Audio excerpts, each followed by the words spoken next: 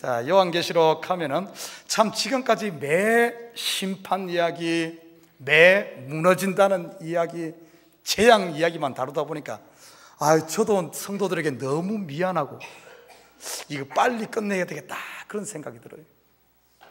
자, 오늘 18장은 이제 재앙과 아니면 심판 부분에 대해서 마지막 최종 완결 부분입니다. 그래서 오늘과 다음 주만 하면은 이제 더 이상 이 이야기는 안 해도 될 것 같아요. 그런데 우리가 성경을 보면은 3분의 2 이상을 차지하는 내용이 재앙과 심판의 이야기입니다. 요한계시록도 똑같아요. 우리가 지금까지 살펴보았듯이 7 인의 재앙, 7 나팔 재앙, 7 대접 재앙, 요한계시록의 3분의 1을 차지하는 이분들이 심판에 대한 이야기를 다루고 있습니다. 요한계시록뿐만 아닙니다. 여러분 성경을 쭉 읽어보면 창세기부터 계시록까지를 보면 전부 무너지고 깨어지고 죽고 이런 이야기가 3분의 2 이상입니다. 오늘 2절에 보면 이렇게 표현하고 있어요. 무너졌도다 무너졌도다 큰 성 바벨론이여. 여러분 성경에 반복적인 화법을 통해서 이야기할 때는 확정을 이야기합니다. 정인의 수도 둘이죠. 이 말은 이 바벨론은 반드시 무너지고 확정되었음을 이야기해주고 있습니다. 자, 오늘 본문은 우리가 지금까지 수없이 무너지는 이야기, 재앙의 이야기, 심판 부분의 이야기, 또다시 바벨론의 무너짐을 이야기하는 이유는 바벨론의 실체를 폭로하고 이 성이 반드시 무너져야만 되는 것에 대한 어떤 확증을 이야기해 주고 있어요. 여러분 법정에서 판사가 최종 선고를 하기 전에 무엇을 하는가 하면 이 최종 선고에 앞서서 그의 죄라든지 죄목이라든지 증거들을 다 읽어줍니다. 다 하고 나서 마지막 최종 판결을 내려요. 그래야만 그 최종 판결에 대해서 이 항변할 수 없기 때문에 그렇습니다. 오늘 요한계시록 18장은 지금까지 다루진 모든 재앙과 무너짐에 대해서 다시 한 번 더 죄의 목록과 왜 이렇게 무너져야 되는가에 대한 당위성을 다시 한 번 더 확인시키는 내용입니다. 여러분 성경은 보면은 요한계시록은 점진적인 반복적인 기법으로 기록되었어요. 요한계시록뿐만 아닙니다. 성경 66권 자체가 똑같은 구원의 이야기를 창세기부터 요한계시록까지 그림만 바꿔가면서 모양만 바꿔가며 계속해서 반복적으로 이야기하는 것이 성경 이야기입니다. 자, 오늘 본문은 한 발 더 나아가 무너짐의 참된 의미, 왜 이것이 무너져야 되는가? 성경은 무너짐이 무너짐으로 끝나지 않아요. 죽음이 죽음으로 끝나지 않습니다. 무너져야만 새롭게 세울 수 있기 때문에, 죽어야만 다시 살기 때문에. 그래서 성경에서 무너짐은 심판을 위한 심판이 아니라 새롭게 하기 위한 새로운 시작의 첫 출발일 뿐입니다. 한 알의 밀이 땅에 떨어져 썩는 것은 썩는 게 아니라 끝이 아니라 새롭게 태어나기 위한 하나의 과정일 뿐임을 우리가 알아야 됩니다. 그래서 소망이 있는 겁니다. 자, 오늘 저는 이 본문 이 18장을 통해서 이 큰 성 바벨론의 실체가 무엇인가 다시 한 번 더 우리가 정리하는 시간을 갖도록 하겠습니다. 자, 오늘 본문 1절과 2절을 보면 이렇게 말합니다. 이 일 후에 다른 천사가 하늘에서 내려오는 것을 보니 큰 권세를 가졌는데 그의 영광으로 땅이 환하여지더라. 힘찬 음성으로 외치르되 무너졌도다 무너졌도다 큰 성 바벨론이여. 하늘에서 힘찬 이 천사의 광명 영광으로 환하여지니까 성이 무너지는 이야기. 여러분 오늘 이 18장 1절과 2절은 여기만 등장하는 게 아니에요. 성경 구석구석에 보면은 뭔가 빛이 임하니까 어둠이 물러가는 이야기가 성경 구석구석에 등장합니다. 우리 성경 한번 찾아볼까요? 창세기 1장 2절과 3절 보실래요? 창세기 1장 2절과 3절 한번 같이 읽습니다. 시작.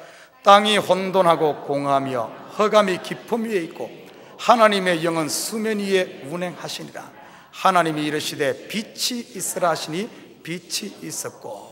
아멘. 여러분, 하나님의 말씀에 빛이 있으라 하니까 혼돈하고 공하던 어둠의 세력이 무너지는, 물러가고 빛과 어둠이 쫙 갈라지는 이야기가 등장하고 있습니다. 예수님이 오시니까 세례 요한이 싹 사라져가는 모습, 다윗이 출생해서 다윗이 탁 뜨니까 사울이 무너져가는 모습들, 아브라함이 가나안 땅에 임하니까 오니까 그곳에 어둠으로 차있던 그곳이 무너지는 모습들. 여러분, 성경은 전부 같은 이야기를 다른 그림으로 보여주고 있어요. 성경에는 수없이 무너짐을 이야기합니다. 여러분 잘 알다시피 가인과 아벨, 가인이 아벨을 쳐 죽이는 무너짐을 통해서 누가 새롭게 등장합니까? 셋이라는 새로운 아이가 등장하고, 여러분 야곱과 에서가 장자권을 잃어버리고 축복권을 잃어버리면서 무너지니까 야곱이 등장하고, 이스마엘이 집에서 쫓겨나니까 이삭이 그 가정의 주인으로 등장하고, 모세가 무너지니까, 모세가 이끌었던 60만 명의 이스라엘 백성들이 광야에 죽어가는 모세가 무너지니까 여호수아가 가나안을 점령하는 이야기. 똑같은 그림이에요. 예루살렘이 멸망하는 바벨론 포로 되니까 그 이후에 바벨론 포로에서 돌아오는 이야기. 구약이 무너지니까 신약이 오는 이야기. 율법이 무너지니까 은혜가 오는 이야기. 전부 같은 그림 아닙니까? 옛 자아가 무너지니까 새 사람이 오는 이야기. 내 속에 율법이 무너지니까 내 속에 성령이 충만해지는 이야기. 다 같은 그림입니다. 요한계시록 보면, 이거 보면 성경 66권이 착 보여야 돼요. 열립니다. 열려요. 저는 이 요한계시록을 공부하면서 지금까지 깨닫지 못하는 새로운 세계를 또 경험했어요. 여러분, 창세기에 에덴 동산이 창설되었죠. 에덴 동산 중앙에 두 나무가 있습니다. 어떤 나무죠? 선악과 나무와 또 한 나무가 있죠. 생명나무. 여러분, 이 선악과 나무가 뭡니까? 선악과 나무가 뭐예요? 사과나무입니까? 저는 옛날에는 이 사과를 좋아했어요. 사과 얼마나 맛있어요. 그런데 요즘 이빨이 부실해지고 나니까 사과를 먹으면 이빨이 시려가지고 이제 사과 맛이 안 나요. 그래서 요즘에는 뭐가 맛있는가 하면 복숭아가 맛있어. 물컹물컹한 그냥 이빨 안 씹어대는 물컹. 선악과가 복숭아입니까? 복숭아 먹다 급해가지고 씨가 걸려서 복숭아 씨가 된 거예요? 아니면 애플이 걸린 겁니까? 선악과가 뭡니까? 저는 성경을 보면서 이게 확 선악과, 왜 해피는 또 선악과라고 했어요? 이것을 따먹게 되면 선과 악을 구분하는 눈이 열리죠. 그러기 전에는 두리뭉실 덮여서 이걸 따먹기 전에는 선악이 구분이 안 됐어요. 그건 따먹고 나니까 이것이 구분이 되어져. 뭐 같습니까? 율법이 오기 전에는 죄가 죄로 드러나지 않아.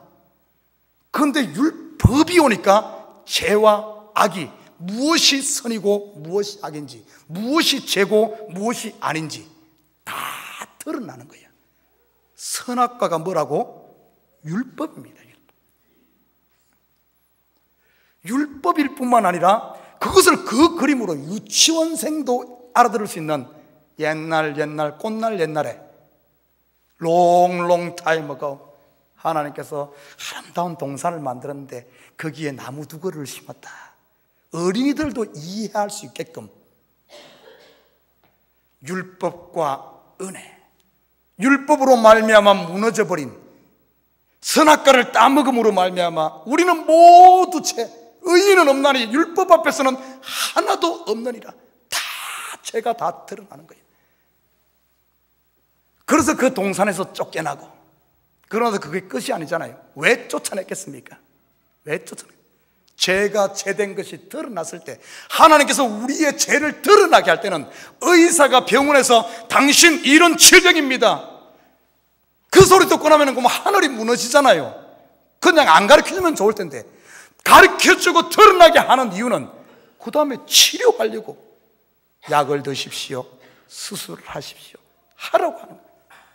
다 드러내놓고는 하나님께서 그때 회복시키잖아요. 또 한 나무가 그곳에 있었죠. 생명나무, 바로 예수 그리스도, 은혜 아닙니까? 신약 아닙니까? 이 두 그루 이야기, 성경 전체 이야기는 어떤 얘기예요? 두 나무 이야기고, 두 형제 이야기고, 두 국가 이야기고, 두 민족 이야기고, 오늘 요한계시록 보면은 두 성의 이야기예요. 두 성. 좀 더 깊이 보면은 두 여자의 이야기고, 다 무엇을 이야기해주고 있는가 하면은 바로 무너져야 할 성 바벨론과 새롭게 세워져야 할 새 예루살렘, 신부의 이야기인 줄 믿습니다. 우리 참교회 식구들은 선악과 나무가 뭐 사과다, 복숭아다, 거기에 독이 있다 없다, 이런 유치한 이야기 이제 그만해요.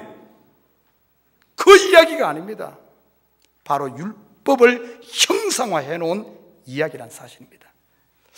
자, 오늘 이 바벨론 성, 이 바벨론 성이 어떤 성인가, 우리가 지금까지 공부해 다시 한 번 더 정리하면서 확실한 이것을 알아야 됩니다. 자, 오늘 2절에 보십시다. 힘찬 음성으로 외치르되 무너졌도다, 무너졌도다, 큰 성 바벨론이여, 귀신의 처소와 각종 더러운 영에 모이는 곳과 각종 더럽고 가증한 새들이 모이는 곳이 되었도다. 이 주일날, 거룩한 주일, 막 더러운 이야기, 막 가증한, 말만 들어도 괜히 막 입맛이 떨어지는 이런 걸 왜 이렇게 기록했을까?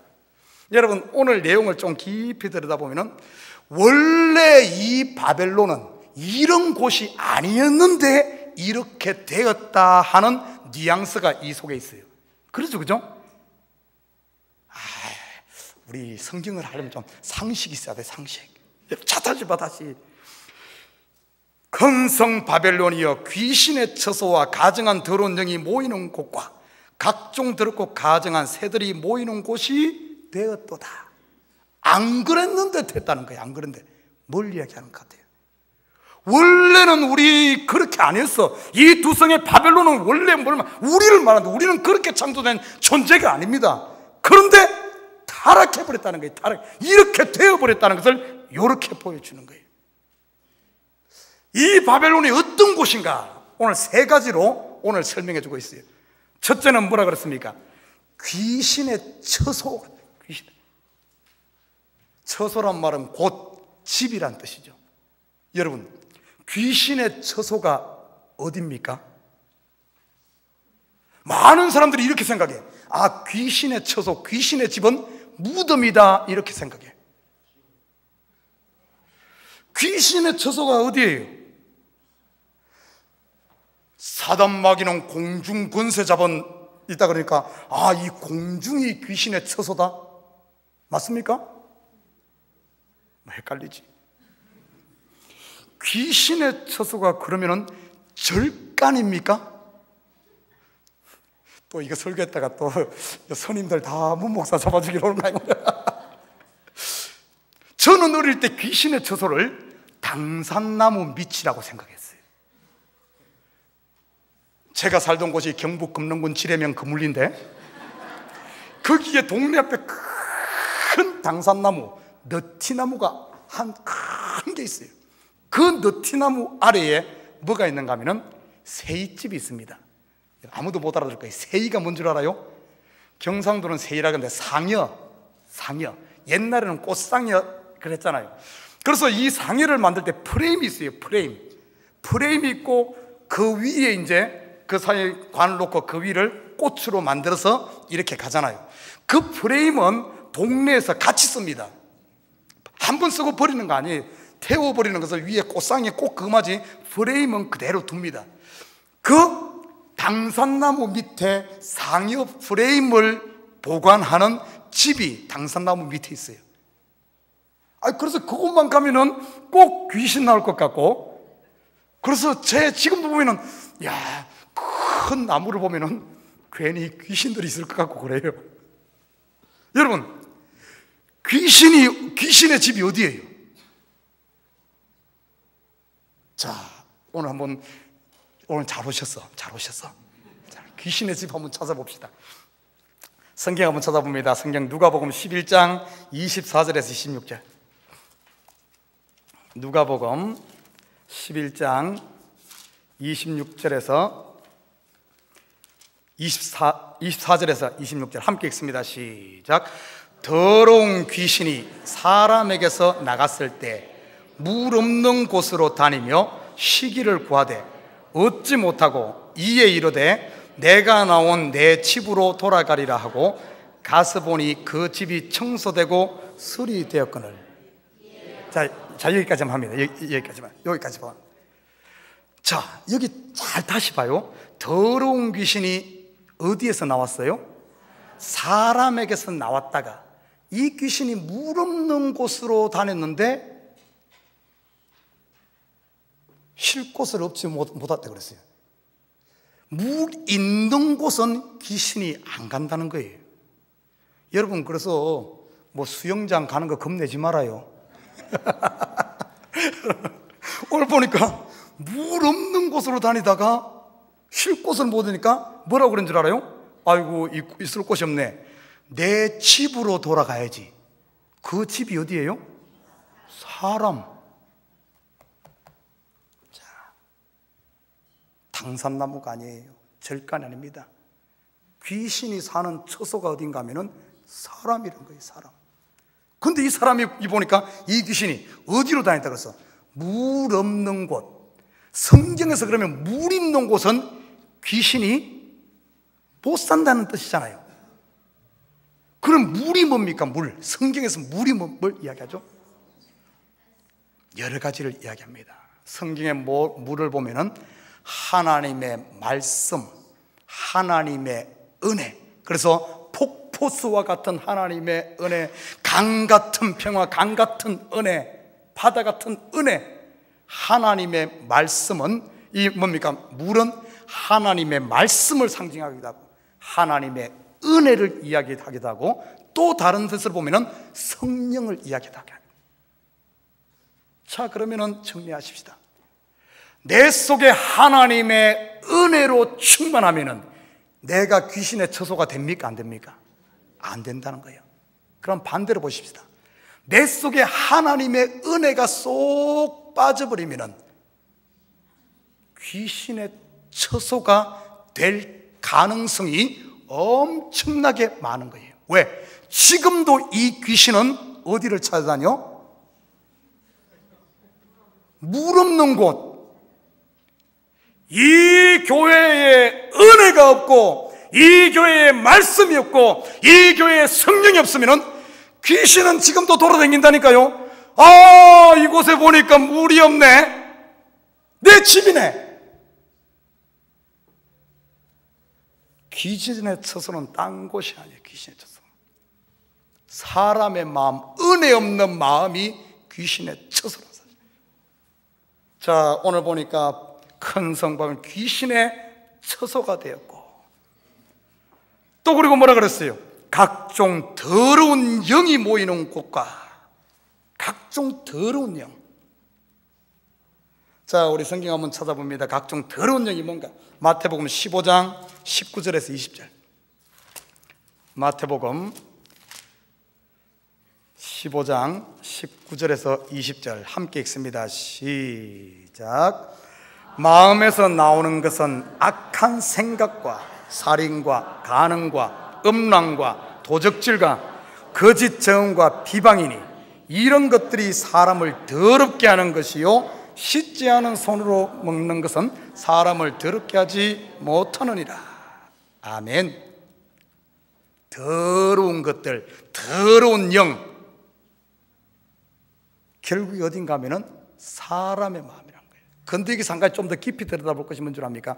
지금 이 이야기를 하게 된 배경을 살펴보면은 이 지금 사람이라 그러는데 여기서 말하는 사람은 누구를 얘기하는가 하면은 그 위를 쭉 읽어보면은 예수님이 바리새인들과 지금 토론하는 거예요. 바리새인들, 서기관들, 제사장들과 지금 토론을 하면서 은혜 없고 율법으로 쳐져버린 이 사람들, 너희 속에서 바로 이런 더러운 것들이 나온다 이렇게 말한 거예요. 이 부분에 대해서 예수님은 다시 한 번 더 마태복음 21장 13절에서 이렇게 말합니다. 마태복음 21장 13절 함께 읽습니다. 시작. 그들에게 이르시되 기록된 바 내 집은 기도하는 집이라 일컬음을 받으리라 하였거늘 너희는 강도의 소굴을 만든도다 하시니라. 지금 어디를 두고 하는 말이에요? 내 집은 기도한 집, 예루살렘 성전을 두고 하는 얘기예요. 예루살렘 성전은 원래 거룩한 기도하는 집, 하나님의 처소인데 이곳이 어떻게 되었는가 하면은 은혜에 다 빠져버린 사람들, 율법에 처져 있는 사람들, 자기에 처져 있는 바리새인들과 서기관들과 제사장들이 그곳에서 우글우글 하다 보니까 이곳이 바로 강도의 소굴이 되었다 이렇게 말하는 거예요. 한마디로 말하면 더러운 영이 모이는 곳은 그 당시로 말하면 예루살렘 성전이요, 예루살렘 성전은 영적으로 깊이 들여다보면 은혜 떠나버린 우리 사람의 마음이 바로 더러운 영에 모이는 곳이란 거예요. 그리고 또 봐요. 오늘 더럽고 가증한 새들이 모이는 곳이 되었다. 각종 더럽고 가증한 새들이 모이는 곳이 이 큰 성 바벨론. 여러분, 성경을 깊이 들여다보면 새가 상징하는 게 뭔 줄 압니까? 그냥 단순히 이거 그냥 새 이렇게 말하잖아요. 성경에 보면 새가 상징하는 바는 새가 어디에 살죠? 공중에 살죠. 공중. 하늘과 땅 사이를 오르락 내리락 하며 사는 공중에 사는 존재. 하나님과 사람 사이에 중보하는 이 사람들, 하나님의 메신저들, 하나님의 사역자들을 성경에서는 새라고 이야기합니다. 이 새들, 그런데 새는 좋게도 쓰이고 나쁘게도 쓰여요. 좋게 쓰인 경우는 어떤 경우는 하나님의 뜻을 전달하는, 성경에 보십시오. 이 엘리야가 852 아세라 바알 선자들과 그들을 몰살시키고 그랬을 때 이 지쳤어요. 이세벨이 엘리야를 죽이려고 할 때 이 엘리야가 그 이세벨 왕비를 피해서 호렙산으로 가는 도중 광야에서 지쳐서 로뎀 나무 아래 지쳤습니다. 그때 하나님께서 누굴 보냅니까? 까마귀를 보내서 그에게 물과 떡을 공급하는, 이 까마귀는 하나님의 메신저를 통해서 말씀을 공급했다, 이런 의미예요. 그리고 노아가 홍수 후에 뜻을 알게 해서 지금 말랐는가 알게 해서 뭘 내보냅니까? 비둘기. 이런 건 좋은 케이스예요. 그리고 이스라엘 백성들을 하나님께 독수리 날개로 품었다, 이런 경우는 좋은 의미로 사용되어지지만은 그러지 않는 경우도 있어요. 이 엔티크라이스트, 거짓 선지자, 거짓 이런 엉터리 가짜들을 이야기할 때도 새로 표현하는데 대표적인 데가, 우리 성경 한번 볼까요? 마태복음 24장 28절 같이 읽겠습니다. 시작. 죽음이 있는 곳에는 독수리들이 모일 것이니라. 여기서 지금 죽음은 단순히 뭐 사람들 전쟁에 시체만을 이야기하는, 물론 여기서는 시체지만은 좀 더 깊이 들여다보면은 그냥 육신적으로 죽은 시체가 아니라 뭘 말하는 줄 알아요? 하나님의 말씀을 떠나고 은혜를 떠나고 전부 이렇게 된 사람들은 하나님의 성령이 없으면은 그 자체는 살았으나 죽은 시체입니다. 이 교회에 하나님의 은혜가 떠나버리면 죽음이 있는 거죠. 그곳에 누가 모인 줄 알아요? 독수리들, 거짓 선생, 거짓 이단들이 와서 난리를 치는 이 그림을 이렇게 보여요. 마지막 때가 되면 아니나 다를까 이런 일이 일어난다는 거예요. 여러분, 예루살렘 성전 봐요. 원래 이곳에는 하나님의 뜻이 전달되어지고 죄사함을 받는 그곳인데, 예수님 당시에 보니까 이 거룩한 예루살렘 성전이 전부 더러운 영이 귀신의 처소가 되고 더러운 영에 모이는 곳이 되고 각종 새들이 모이는 이런 곳이 되어버린 그 예루살렘 성전에 대해서 이야기하는 거예요. 이 성전은, 예루살렘 성전, 무너져야 된다는 거예요. 무너져야. 그래서 예수님께서 오셔서 뭐라 그랬어요? 이 성전을 무너뜨리라. 3일 만에 새롭게 세우리라. 이 이야기는 남의 이야기가 아니에요. 성전은 바로 납니다. 내가 거룩한 성전이에요. 내 속에 옛것이 무너져야 돼. 율법적인 사고방식이 무너져야 돼. 그래야만 은혜의 새 성전이 세워지는 줄 믿습니다. 여러분, 오늘 이게 보면은 귀신의 처소, 더러운 영이 모이는 곳 장소 개념이죠. 각종 더럽고 가증한 새들이 모이는 곳, 이것을 헬라어로는 필라케 그럽니다. 필라케. 이 필라케란 말은 어떤 의미가 있는가 하면, 여기서는 곳으로 해석했지만은 정확한 의미는 감옥, 옥이란 의미가 있어요. 감옥, 옥. 결국에는 이것이 사람들을 얽어매고 가둔다는 거예요. 오히려 이 예루살렘 성전 타락한 이것들이 사람들을 더 얽어매는 그곳이 감옥이란 거예요. 옥이란 것은 지옥이란, 무저갱이란 의미도 같이 들어있습니다. 지금 이 시대의 성도들을 얽어매는 것은 다른 게 아니요, 뱃속에 있는 이 타락해버린 옛 자아가 우리를 거기다 가두어서 우리를 얽어맨다는 사실을 여러분 알아야 됩니다. 지금 우리가 이걸 모르다 보니까 엉뚱한 데서 싸움을 하고 엉뚱한 데서 우리 인생을 다 허비하는 거예요. 그리고 3절을 봐요. 3절에 보면 이 큰 바벨론이 어딘가 다시 한번 듣습니다. 그 음행의 진노의 포도주로 말미암아 망국이 무너졌으며, 이 바벨론 때문에 이 망국이 무너졌다 그랬어. 여러분 한번 봐요. 이 시대에 누구나 동일하게 이야기하는 것 중에 하나가, 이 시대의 가장 큰 문제는 사람들이 전부 개인주의로 빠지고 이기주의로 빠져서 전부 자기가 왕이 되는, 자기만 의롭다고 생각하는 이 율법주의 자기의가 전부 사람들의 삶을 다 파괴해버리는 거예요. 한국에 보면은, 뉴스들 보면은 자기 살겠다고 수없이 많은 사람 죽이는 것 우습게 합니다. 우습게 하라. 자기가 왕이 되어버린, 인간성이 상실되어가는 이런 시대, 그 원인이 뭔 줄 알아요? 자기의 이 율법적인 망국이 무너졌으며, 그리고 왕들이 그와 더불어 음행했다. 여기서 말하는 왕들은 뭔 줄 알아요? 자기가 왕된 삶, 자기가 우상된 이런 것들이 전부 한 거예요. 그리고 상인들도 치부하였다 이렇게 말합니다. 여러분, 여기서 말하는 상인, 성경에 보면 상인, 이거 뒤 보면 이제 뭐 상인들이 막 울며 통곡하고 뭐 이야기하는데, 여기서 말하는 상인은 여러분, 장사하는 사람 괜히 마음에 찔리지 말아요. 그런 상인 아니요. 성경에서 상인 아니면 매매했다. 매매가 어디 나옵니까? 666 이야기할 때 매매를 못하게 하다 이런 얘기하는데, 그 매매는 우리가 일반적으로 사용하는 경제 용어, 우리가 일반 장사고 이런 것 이야기하는 것 아닙니다. 성경에서 이 상인은 그 당시 문화를 좀 알아야 됩니다. 이스라엘 문화는 모든 중심이 어디에 있는 줄 알아요? 성전 중심입니다. 성전 중심. 지금은 종교와 이 정치가 구분되어 있지만 그 당시는 종교와 정치가 하나로 되어 있어요. 이스라엘의 모든 삶의 모든 중심은 성전입니다.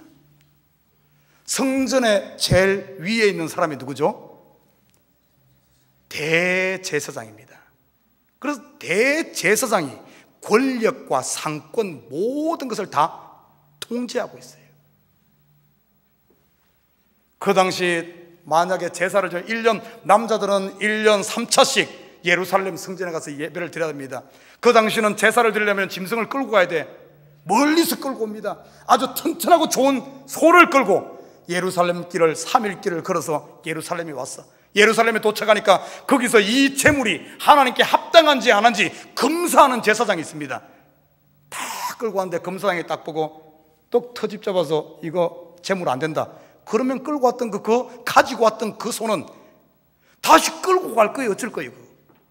이거 아주 값진 소를 가지고 왔지만 불합격 되면 그건 어떻게 되는 거예요? 버리는 쓰레기가 돼버린 거예요.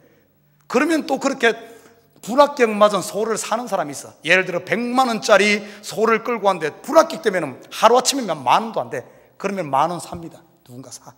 그럼 팔아야지 어쩌겠어. 그리고 제사를 드려야 되니까 성전에서 파는 물건을 사야 돼. 소를 다시 100만 원을 주고 삽니다. 그런데 자기가 산 이 소 100만 원짜리가 어떤 소인 줄 알아요? 내가 팔았던 10,000원짜리가 또 이렇게 돌아가지고 저쪽으로 넘어가서 또 100만 원이 되는 거예요. 그 당시 그렇게 돼요. 그뿐만이 아닙니다. 그 당시는 로마라든지 흩어져 살았기 때문에 먼 데서 성전에 와서 성전세를 드리려면 돈을 아무 돈이나 안 돼. 달러만 돼. 그 당시 유대에서 사용하는 그 돈만. 그럼 돈을 환전을 해야 돼. 환전을 해야 되는데 부르는 게 그냥 값인 거예요. 그 내가 살고 있는 소아시아 지역에서는 100만 원 갖고 왔더라도 이거 환전하는데 10,000원도 안 쳐주는 거예요. 환전상. 그래서 성전에서는 전부 어떤가 하면 성전에 거기에 있는 그런 소를 검사하는 사람, 하는 사람, 이런 사람 전부 누군 줄 알아요? 대제사장의 친척, 대제사장과 연관된 이런 사람들이 모든 권력을 다 쥐고 있는 거예요. 그렇게 하면 돈을 끌어버리지. 그게 그 당시 세태입니다. 저는 참 이 성경을 보면서 요즘에도 보면은 이 비슷한 성전의 그것을 이용해서 한 사이비 종교 집단이 있습니다. 요즘에는 이제 좀 세를 잃었습니다만은 여러분 잘 아는 통일교라고 들어봤죠? 통일교에서 뭘 합니까? 합동 결혼식이라고 들어봤어요? 합동 결혼식. 전번에 보니까 이 통일교에서 합동 결혼식 할 때 많게는 몇만 쌍씩 한 번에 한대요. 몇천 쌍씩 이렇게 한꺼번에 합동 결혼식을 해요. 여러분, 합동 결혼식을 하게 되면 어떤 일이 일어나는 겁니까? 사람들이 다른 데는 돈을 아껴도 결혼할 때 하는 건 돈을 안 아낍니다. 자, 결혼을 하면 제일 먼저 뭐가 필요합니까? 폐물이 필요하죠. 폐물. 그러면은 벌써 보석상이 먹고 살아. 그거 한 번 갖고 나면 보석상이 먹고 살아. 폐물만 합니까? 드레스 입어야죠. 드레스만 합니까? 양복도 하고 이렇게 하죠. 그럼 벌써 옷장사가 돼. 그뿐만입니까? 여자들 하려면 또 헤어 해야죠. 헤어. 야, 그 몇만 쌍 하면 벌써 한 3개월 전부터 벌써 예약해가지고 벌써 이게 되는 거예요. 벌써 헤어샵이 돼. 결혼하면 또 빼놓을 수 없는 게 뭡니까? 음식이죠. 음식. 야, 잔치집. 그뿐만이 아닙니다. 결혼하는데 포토, 비디오샵, 또 먹고 3분에 뭐 하고 나면 그뿐만입니까? 결혼하면은 신혼여행 가야죠. 신혼여행 가면은 벌써 괌에도 아니면 하와이에도 관련된 호텔뿐입니까? 거기서 하면 렌트카, 거기서 먹고 또 뭡니까? 음식점. 여러분, 심지어는 항공권까지. 이 하나의 어떤 합동적, 우리가 생각했을 때 그냥 뭐 합동적 그렇게 생각하지만 그러잖아요. 그래서 통일교는 종교를 빙자해서 어떻게 됐습니까? 세계의 불을, 어마어마한 불을 축적한, 지금 그 당시 이 성전이 겉으로는 종교를 이야기하지만 속을 들여다보면 전부 뭔 줄 알아요? 대제사장들이 상권을 가져. 여기 오늘 치부했다는 것은 단순히 그런 물질만 이야기하는 게 아니에요. 영적으로 보면은 이 대제사장들이란지 바리새인들의 서기관들이, 이 사람들이 전부 이 율법이라는 이것을 지고 뭘 한 줄 압니까? 율법을 자기 멋대로 해석하면서 율법을 해석해 주는 사람들이 서기관, 율법사입니다. 이 사람들과 짝짝이 되어서 자기들이 하는 것은 다 옳은 거예요. 자기들이 하는 것은. 왜? 율법을 그렇게 해석해 주니까. 그래서 예수님께서 오죽했으면 너희가 하나님 말씀을 버려두고 장로의 유전을 가지고 너희 그걸 하는구나. 11조를 해석하는 데서도 진짜 그 속의 뜻은 다 쳐버리고 너희 식으로 해석한다. 여러분, 저는 법을 공부했어요. 법이란 게 어떤 줄 압니까? 해석을 어떻게 하느냐에 따라서 죽일 사람을 살리기도 하고 살릴 사람 죽이기도 합니다. 변호사들이 어떻게 그걸 말을 해석을 하느냐에 따라서. 그렇다고 이 상세법을 전부 법정으로 만들 수는 없어요. 그렇게 하려면은 너무 많아서 이거 할 수가 없어요. 살인을 하는 경우에도 칼을 이렇게 젓느냐 이렇게 젓느냐 아니면 어떻게 했느냐에 따라서 수천 수만 가지가 있는데 어떻게 다 합니까? 법조항에서 하는 것은 살인한 자는 사형 및, 요즘엔 사형제도도 없어졌죠. 무기징역 뭐 이렇게 이제 정해놓으면 그걸 가지고 살인 하나를 가지고도 수없이 많은, 그래서 해석을 어떻게 하느냐에 따라서 다른 거예요. 그런데 그 당시 율법사들이 성전에 이런 사람들과 짜고 전부 내가 하는 것은 무조건 다 오라. 그러니까 그 당시 이런 바리새인들, 율법사들, 자기들은 다 의롭고 자기 마음에 안 드는 사람은 다 죄인 만들어버리는, 자기 스스로 부자가 돼버린, 자기 스스로 의로워진, 이것을 뭐라 그러는 거예요? 치부했다, 이렇게 말하는 거예요. 바로 알아야 됩니다. 이 옛 성전, 오늘 본문에 보니까 하나님께서 무너뜨려 버립니다. 무너뜨려 버립니다. 옛 성전은 바로 뭘 이야기하는가 하면, 예루살렘 타락해버린 옛 성전 반드시 무너져야만 예수의 은혜로 세워졌습니다. 영적으로 보면 우리 속에 무너져야 할 옛차 율법으로, 자기 의로. 여러분, 이게 남의 이야기가 아니에요. 안타깝게도 저는 요한계시록을 보면서 많은 목사님들의 설교도 제가 참고를 합니다. 듣습니다. 주석도 보고 다 하는데 참 너무 안타깝게도 많은 부분에서 요한계시록을 이렇게 이야기해요. 요한계시록 보면 좋은 부분들, 하늘의 부분들은 우리 것이다. 그리고 나머지 망하는 심판받는 부분들, 아니면 재앙은 예수 안 믿는 저 이웃집 사람 거다. 그런 식으로 해석을 해. 그 이야기가 아닌데, 이 무너지고 심판받아야 될 것이 그 이웃집 안 믿는 사람이 아니라 바로 내 속에 에덴 동산 안에 두 나무가 서 있다니까요. 에덴 동산 밖에 선악과 있고 에덴 동산 안에 생명과가 서 있는 게 아니라니까요. 에덴 동산 안에, 에덴 동산은 우리의 마음이, 우리 마음 안에 이 율법적인 사고방식, 선악과와 생명과가 서 있어요.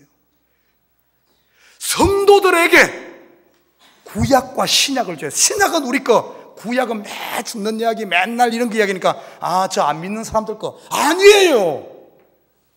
요한계시록의 모든 이야기는 아예 안 믿는 사람들 저 거는 이야기할 가치가 없어요. 벌써 심판 가운데 있는데 뭘 심판받은 거 또 심판해. 벌써 죽었는데 죽은 거 끄집어내서 또 할 필요가 뭐 있어요. 전부 던가면 우리를 거룩해 하고 우리를 새롭게 하는 이야기인 줄 믿습니다. 우리 속에 지금 율법이 살고 자기 잘났다는 사람들, 이 교회 와서 좀 행세 좀 해보려고 하는 사람들, 문 목사가 맨날 자기 부인하라 그러고 이러니까 왔다가 내 자리 있나 하다가 그냥 가는 사람도 꽤 있어요. 꽤 있어. 그거 백날 잡고 있어도 하나님이 무너뜨려요. 무너졌도다, 무너졌도다.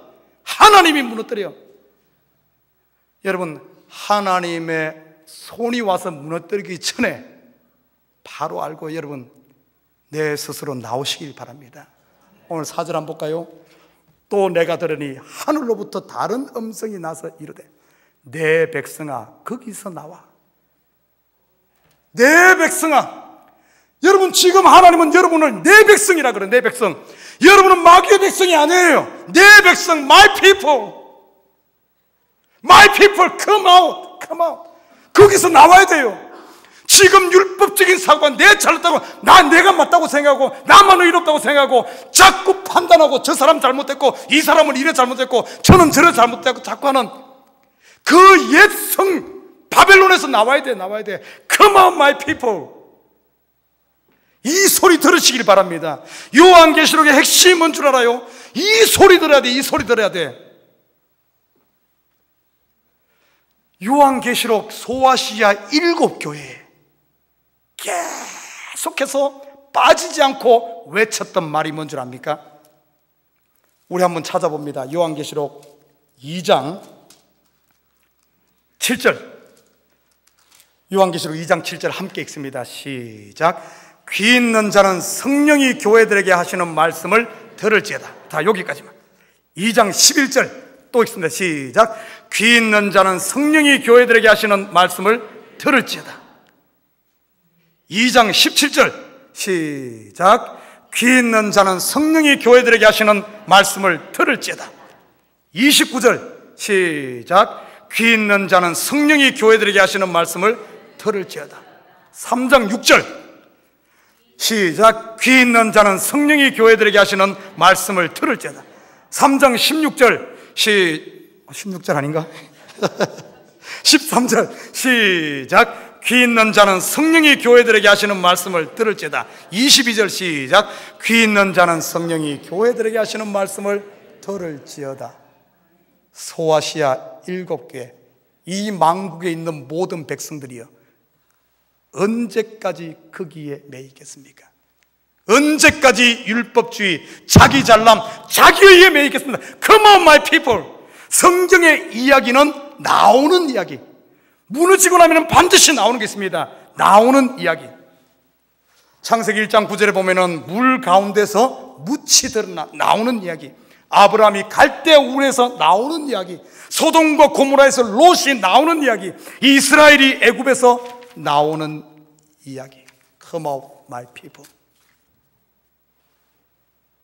사랑하는 우리 식구 여러분, 성령이 교회들에게 하시는 말씀 듣고 이제 더 이상 내가 지금 잘났다고 하고 내가 판단하고 내가 하는 그것이 뭔 줄 알아요? 곧 뭐라 그랬어요? 귀신이 모이는 곳이요, 귀신의 처소요, 새들이 모이는 곳이요, 가증한 새들 모이는 곳, 곧 헬라어로 필라케, 감옥이요, 옥이요, 무저갱이요, 치욕이 어디란 거예요? 옛 자아에 잡혀서 자기 의롭다고 자기 의만 붙들고 사는 그곳이 지옥이요, 감옥이란 거예요. 누가 여러분 가두는 거 아니에요. 내 스스로 내 속에 갇혀서 끝없이 타오르는 욕망과 끝없이 타오르는 욕심과 미움과 시기죠. 스스로 그렇게 감옥돼 가지고 연기감 풍기는 거예요. 사랑하는 우리 식구 여러분, Come out my people. 더 이상 그 속에 잡혀있지 말고 나오시길 바랍니다. 나오게 되면 어떻게 되는 줄 알아요? 여러분 속에는 지금 여기 두 군데 있는데 하나에서 나오면 어떻게 돼요? 생명과 그 어디나 하늘나라. 우리 찬송 있잖아요. 그 어디나 하늘나라. 나 같은 죄인 살리신 그 은혜 고마워. 내가 지금 가진 것이 없고 내가 지금 부족해도 내가 아파도 내가 어디에 있든 나는 은혜 받은 자 천국을 누리는 줄 믿습니다. My people, my people. 제발 거기서 나와서 하나님께서 주시는 이 생명과를 먹고 이 천국을 누리는 우리 식구들 되기를 주님을 부탁드립니다.